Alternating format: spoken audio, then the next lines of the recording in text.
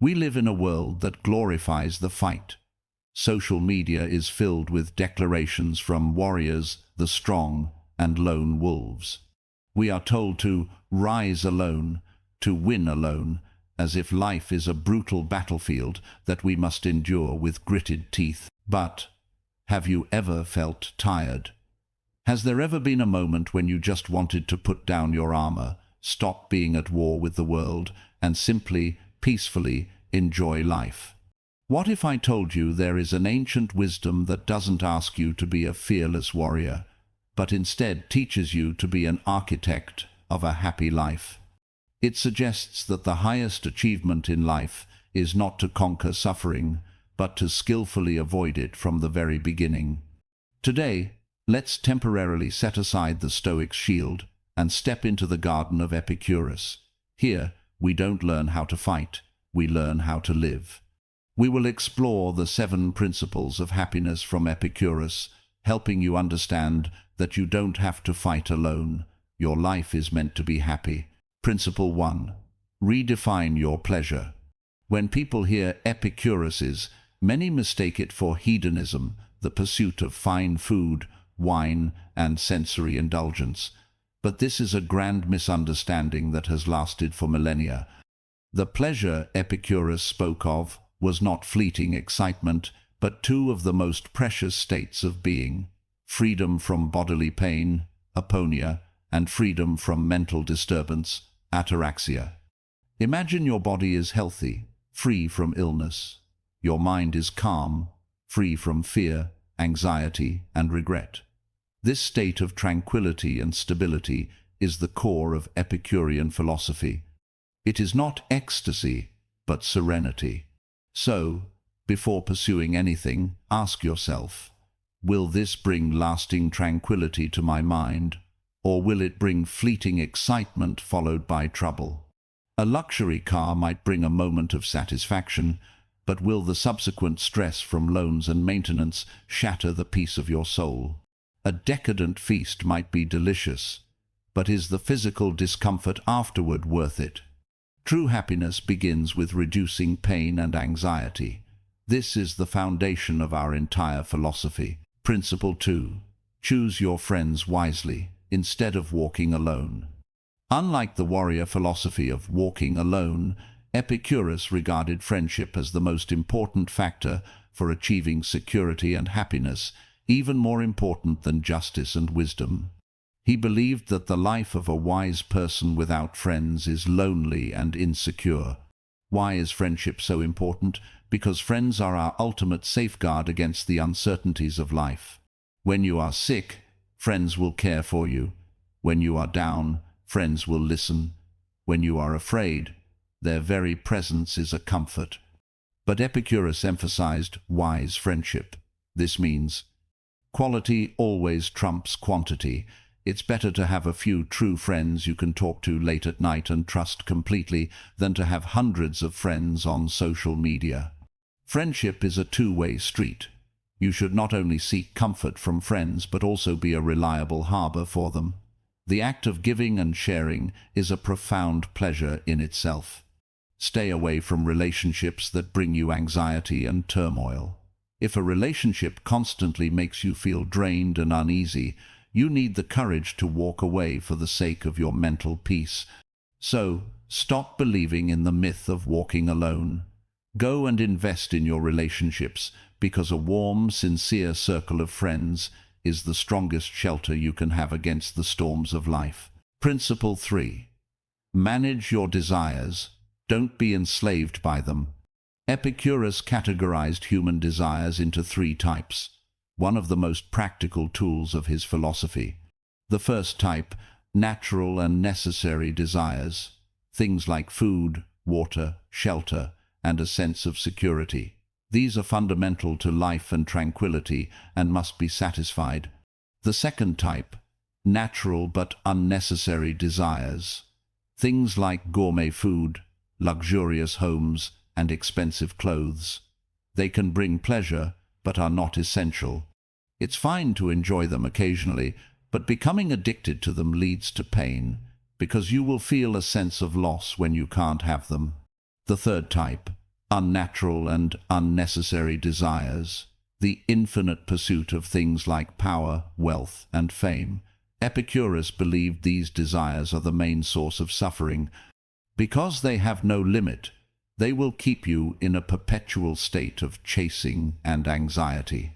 The secret to a happy life is to focus on satisfying the first category of desires, be prudent with the second, and completely abandon the third. Think about it. Doesn't most of the anxiety in your life come from those unnatural and unnecessary desires? For instance, do you really need the latest phone? Or are you just afraid of being left behind by trends? Do you truly crave that higher position, or do you just want to prove yourself to others? Learn to subtract from your desires, and you will find that the simplest life is often the closest to happiness. Principle 4. Pursue meaningful work and achieve self-sufficiency.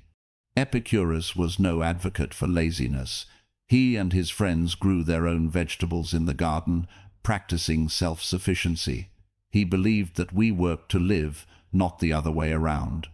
Ideal work should have two characteristics. First, it should bring you satisfaction and meaning. Whether it's gardening, writing, or craftsmanship, work that allows you to be immersed and see tangible results is a pleasure in itself. Second, it should allow you to be financially independent, freeing you from reliance on people or jobs you dislike. The purpose of financial freedom is not to buy luxuries, but to buy the power to choose who you work with and how you spend your time. If your current job makes you miserable, Epicurus would advise you not to be a warrior in the office and fight, but to start thinking about an exit strategy. How can you, by reducing expenses and learning new skills, step by step, free yourself from this painful job? Your goal isn't to become a pillar of the company, but to become the master of your own life. Principle 5. Use reason to dispel the greatest fears of death and the gods. Epicurus identified that the two deepest disturbances of the human soul come from the fear of punishment from the gods and the fear of death. He used simple logic to dissolve them. Regarding the gods, he believed that they exist, but they are perfect, tranquil beings who would never meddle in the chaotic affairs of humans. Therefore, there is no need to be anxious about pleasing them or fearing their punishment. Regarding death, his argument is even more famous. Death is nothing to us. For when we exist, death is not yet here, and when death comes, we are no longer here. You will never meet death, so why would you fear something you will never experience? The fear of death is more tormenting than death itself. This logic may seem simple, but it is incredibly powerful. It liberates us from the fear of oblivion and allows us to focus on the only thing we truly possess: life in the present moment. Don't waste your precious life worrying about the end. Go live, feel, and laugh with your friends. Principle 6. Enjoy solitude, not for combat, but for contemplation. Although Epicurus highly valued friendship, he also cherished time spent alone. But this is completely different from the lone wolf style of solitude. Epicurean solitude is not for hardening your will in isolation, but for digesting ideas and consolidating inner tranquility. This is the time for you to reflect on your desires, to plan how to reduce disturbances in your life, and to commune with wisdom through reading and writing. In these moments, you are not a soldier preparing for battle, but a gardener carefully tending to the garden of your mind. When you are with friends, you share pleasure. When you are alone, you cultivate the soil of pleasure. The two are complementary and indispensable. Principle 7. Extract pleasure from the little things. Epicurus believed that the greatest pleasures are often hidden in the simplest and most easily attainable things. A piece of bread, a glass of water, a warm shelter, a pleasant conversation with a friend. These natural and necessary things can bring immense satisfaction if we only take the time to appreciate them. We are often unhappy because we overlook these readily available sources of happiness, instead casting our gaze towards distant and illusory desires. We are always waiting for a promotion, waiting for a vacation, waiting for a perfect future, and in doing so, we miss the beauty that is happening right here, right now. The wisdom of Epicurus reminds us, if you do not know how to be grateful for what you have now, you will not be happy, even if you possess the whole world. Try to spend a few minutes each day appreciating the simple joys you take for granted. You will discover that happiness doesn't need to be won, it has been by your side all along. So, let's return to our original question. Do you really need to be a warrior? The philosophy of Epicurus gives us another choice. It tells us that wisdom lies not in how much pain you can endure, but in how much pain you can skillfully avoid. Strength lies not in how many enemies you defeat alone, but in how warm a harbor you build together with your friends. Stoicism teaches us to stand firm in the storm, while Epicureanism teaches us how to predict the weather and stay safely indoors. Both are invaluable tools for navigating life. If you feel exhausted by a life of fighting, perhaps try the Epicurean way. Pursue tranquility of the soul, not fleeting thrills. Invest in sincere friendships, not superficial networks. Reduce unnecessary desires and embrace a simple life. Let go of fear of the unknown and focus on the beauty of the present. Remember, your life is not a war that must be won, but a work of art that can be carefully crafted.